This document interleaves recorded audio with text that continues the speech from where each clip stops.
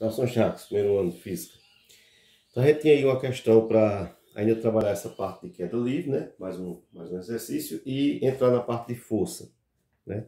Onde você vai deixando a questão da cinemática, que é o estudo do movimento sem se preocupar com as suas causas, e entra na dinâmica, né? Força é o início da dinâmica, que é se preocupar com o que provoca o movimento, né? Que é todo movimento só é iniciado ou paralisado devido à ação de uma força. Então a força entra na parte da dinâmica, certo?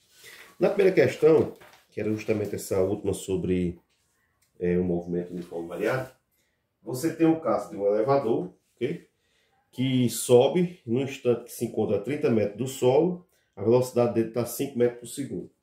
Nesse instante o cabo se rompe e o elevador despenca, né? Cai em queda livre.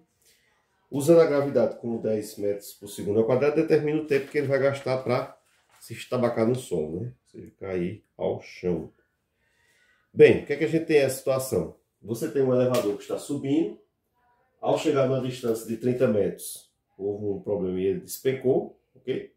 Então, ele estava nesse momento com a velocidade, né? Ele tinha transitado aqui, sair com a velocidade de 5 metros por segundo, ok? E agora vai agir a gravidade sobre ele. Então, esse tipo de problema, você tem espaços envolvidos, você tem velocidade, você tem aceleração e precisa de tempo.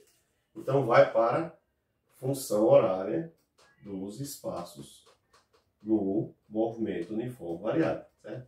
Que a queda livre é um tipo de movimento uniforme variado. Beleza? O que é que a gente tem aqui? O espaço final será onde ele atingiu o solo. Esse espaço final é zero. O espaço inicial é onde ele estava quando começou a queda.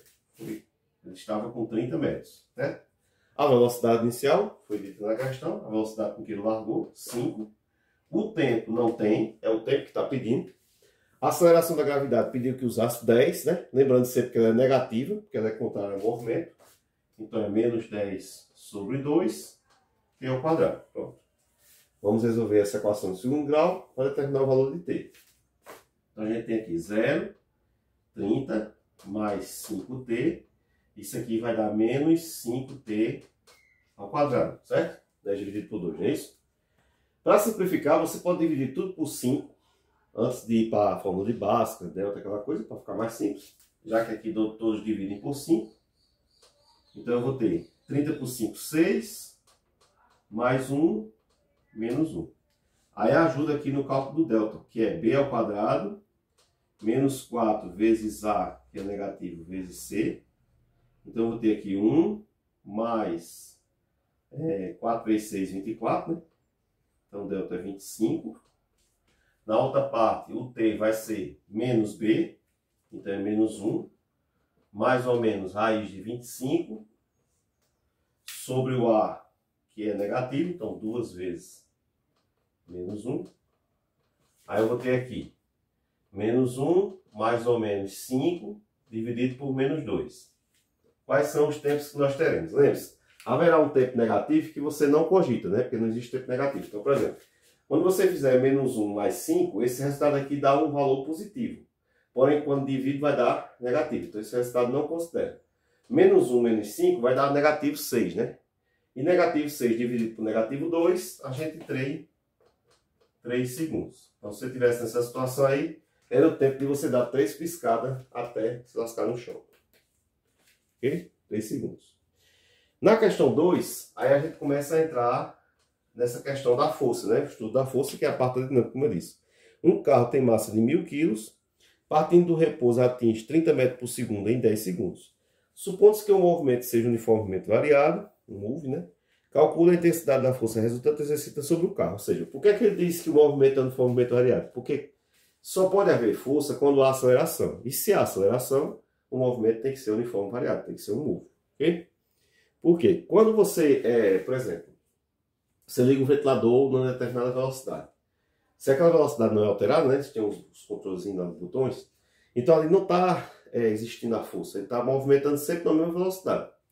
Para que você aumente a capacidade de força desse ventilador, você vai mudar a velocidade, para ele ficar mais forte, aquela coisa toda. Então, só há a força agindo quando você tem mudanças na velocidade. Que quem provoca a mudança é a aceleração. Ok? Aí lembrando, força é dada em Newton. O que é Newton? Newton é a unidade de quilo metro por segundo, certo?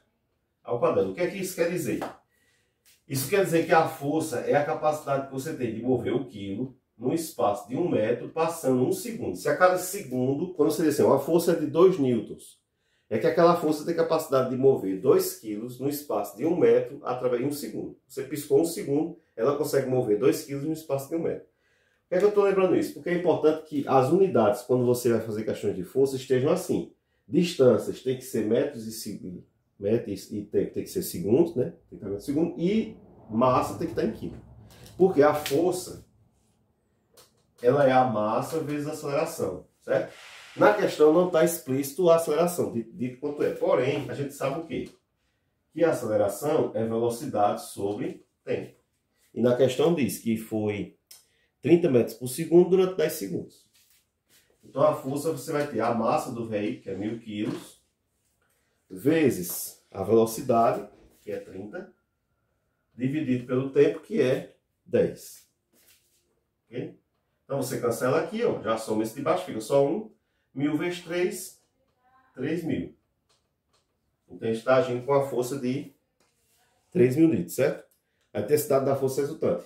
Como o próprio carro só por si já tem 1000 kg, então ele tem a capacidade de mover esses 3.000 kg no espaço de 1 metro durante o segundo. Aí isso aí você dimensiona a capacidade de freio do veículo, que é isso que ele vai ter que frear numa parada brusca. Por que é que se tem um impacto, né? Quando você tem uma batida e fica aquele negócio estacionado tão forte, porque não é só o peso do carro em si. Tem toda essa força que está sendo aplicada para o carro poder estar em movimento. Obrigado aí, paz e bênção. Até a próxima. Bons estudos.